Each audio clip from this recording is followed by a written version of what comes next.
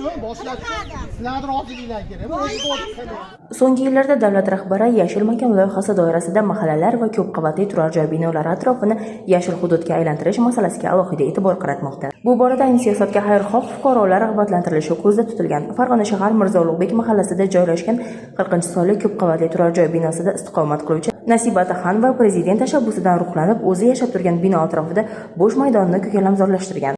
Yashil makon loyihasini mahalla bo'yicha biriktirib berilgan edi. Mahalla yettiligi bilan sizni siyosatingizga asoslangan holda yashil makon bog'ini yaratuvdim. 2024-yil 12-mart kuni. Bat endi 2012-yildan beri o'zi musorxona bo'lib yotgan joylar edi. Endi sizni yashil makon loyihangizga biz ham o'zimizni nimamizni qo'shaylik degan maqsadda viloyat hokimiga 15-fevral 2024-yilda ariza bilan murojaat qilsam, viloyat hokimi yashil makonga o'zlari biriktirib beruvdilar. Endi men shu qo'limdagi mahalla yettiligi bayonnomalariga ishongan holda endi sizni siyosatingizga bitta Farg'onada hech kim qarshilik qilmasa kerak deb shu siyosatlaringizga suyangan holda 1 yil davomida musorxonalarni tozalab yashil makon uchun gilos bog'i yaratib gilos ekuvdim. Atroflariga paluma, archa, gullar ekkan edim. Endi buni 31-yanvar soat 10 da buzib ketishgan edi. Endi mahallamiz Mirzo Ulug'bek mahallasining raisi Kamol va Dilafuruz men bexabarman deb hamma narsadan o'zini tortyapti. Ishni qilarkan viloyat hokimiga ham aytdim. Nimaga Dilafuruz bunday ishlarga qo'l uryapsiz desam, men qilmadim, shahar hokimi Vosiljon Nazarov qilyapti deb qayta shu gaplarni gapiryapti. Baxtiyor Jahongirov qurilishni boshlig'i shaharda shu kelganda viloyat hokimining topshirig'iga asosan viloyat hokimi aytdi, viloyat hokimini batta qo'shib turib kelib buzishgan. O'zi aslini olsangiz, endi mana sudlar bo'layotgan mahalda 24-fevral 2025-yilda mahallani raisi Kamol va Dilafuruz meni bayonnomamni bekor qilishga vakolati yo'q edi. Meni chaqirmagan, suhbat o'tkazmagan, eplolmayapti deb bayonida ko'rsatgan.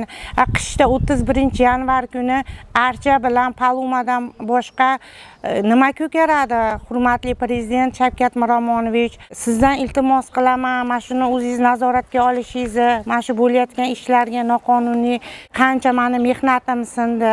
Xayrullo Bozorovga ham aytdim, biz o'z boshimchalik bilan hech nima qilganimiz yo'q. Mana shuncha bolachalar sarson, bitta hokim kelib aytmaydi. Bolalar ko'p ekan, o'zi ham shahar hokimi 2022-yilda bo'lgan bo'lsa, mana shu hududga 5 marta keldi. 5 marta kelib bitta joyga yordam bergan inson bas. Sud qarorlarida chiqyapti. 2006-yilda arxiv hujjati yo'q deyapti. 2020-yil 8-iyul kunida mana ma'muriy sudda Qurbonov Solih qaror chiqaryapti. Men sud raisiga ham kirdim, viloyatnikiga. Davo muddati 3 yil deyapti. 20 yildan keyin batga qaror chiqarishiga hech kimda vakolati yo'q-ku.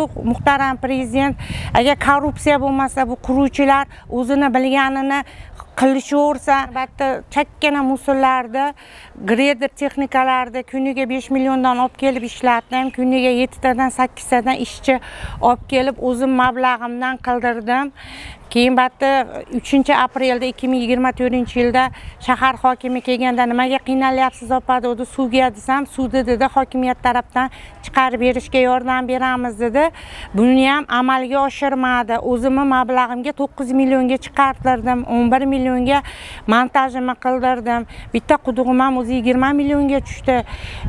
O'zbekiston Respublikasi prezidenti muhtaram Shavkat Miromonovich endi xalqqa qilayotgan ishini hozirgi siyosat siyosatlaringizda mana domlarda orasi yashil bo'lsa, bog' bo'lsa, mana 24 kanallarda mahalla mening bog'im, mahalla mening guzarim degan loyihalar ko'rdik. Misol, bu mahallani raisi bunaqa nimalarga jon kuydirmayotgan bo'lsa, men 24-aprel kuni viloyat hokimining sayyor qabuliga Rishtonga hunarmandchilikka bordim. Viloyat hokimi bilan o'zi ko'rishib, viloyat hokimiga aytdim, viloyat hokimi Xayrullo Bozorov, mana dedim, sizda dedim qarorda chiqargan ekansiz, bitta yangi yo'l deyilgan dedim.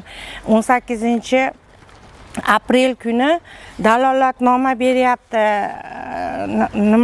Yangi yo'lda raisi bizni hududga qaramaysizlar, mana dalolatnoma ham turibdi.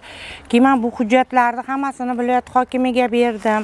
Viloyat hokimi Yusufjonga topshiriq berdilar.